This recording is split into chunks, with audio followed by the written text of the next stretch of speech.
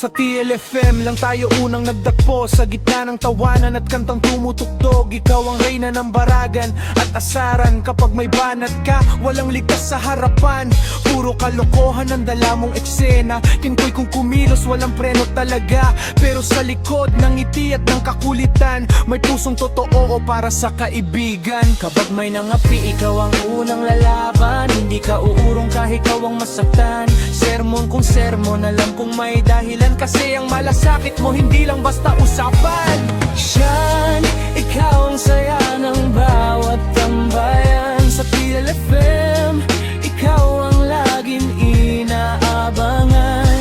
Hindi man naging tayo sa kwento ng kahapon, umaasa pa rin akong darating ang tamang panahon. Pakabalang araw, kapag tama na ang oras, hindi na biro ang bawat ating bukas. Kung nakatadhana ang puso kong ito sa'yo, hihintayin kita hanggang sabihin mong tara na tayo. Gawin ka ng ugaw at asaran natin yung mga nat mong hindi ko malimutin. Minsan ako ang target ng pangbabarag mo, pero sa totoo lang natutuwa pa rin ako. Ikaw yung tipong kahit ang kulit sobra. Pagdating sa kaibigan, walang inuurungan. Handang ipagtanggol kahit buong mundo pa. Yan ang dahilan kung bakit na special ka. Hindi to crush lang, hindi rin simpleng trip, hindi rin panandali ang dumaan lang sa isip. Sa dami ng nakilala sa online na mundo, ikaw ang naiba, ikaw ang totoo. Hindi man tayo ngayon, ayos lang sa akin. Hindi kita pipilitin, kundi pito darating ang mahalaga. Alam mo may taong naghihintay na sana balang araw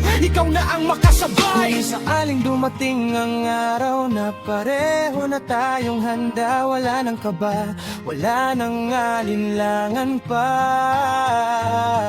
Ang dating tawanan magiging alaala, at ang dating magkaibigan magiging tayo na. Siyan, salamat sa bawat tawanan, sa bawat kulitan at walang sawang baragan. Hindi man naging tayo sa panahong ito, hindi ko isasara ang pintuan ng puso ko. Kung darating ang araw na para sa atin, hindi na ako bibitaw, hindi na atras pa rin. Hanggang sa oras ng tadhana'y magsabi, ngayon na, kayo na. Sa TLFM nagsimula ang kwento natin, sa simpleng kulitan na hindi ko malimutin. At kung may himalang nakalaan para sa atin, sana ikaw pa rin ang maing huling pahina ng damdamin. Siya